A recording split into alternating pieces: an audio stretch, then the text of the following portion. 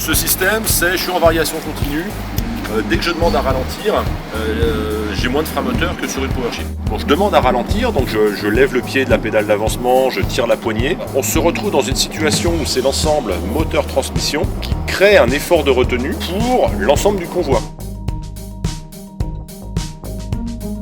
C'est le moteur et la boîte qui encaissent l'ensemble de la retenue.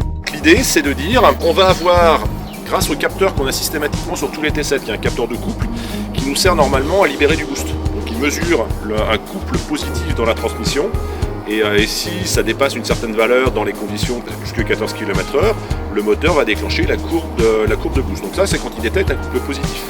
Et ce capteur, on peut l'utiliser aussi pour détecter un couple négatif, qui correspond à l'effet de poussée de la remorque qui entraîne la transmission alors qu'on n'a plus de demande de puissance au niveau du moteur parce que le conducteur ralentit.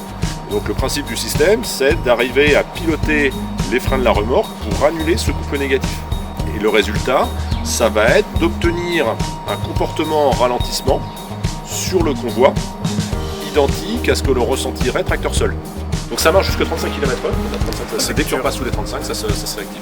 Je me balade tracteur seul avec des outils portés dans les limites de 16 tonnes de PTAC. Je tire la poignée, il va me falloir une certaine distance d'arrêt pour arriver à vitesse 0. On va reproduire cette même distance avec le système intelligent en allant piloter le frein de la remorque juste pour supprimer en gros toutes les contraintes au niveau de la boule d'attache. Aujourd'hui, quand tu ralentis, la remorque elle pousse sur la boule et là tu vas te retrouver avec chaque morceau du convoi participe au ralentissement à hauteur de son poids.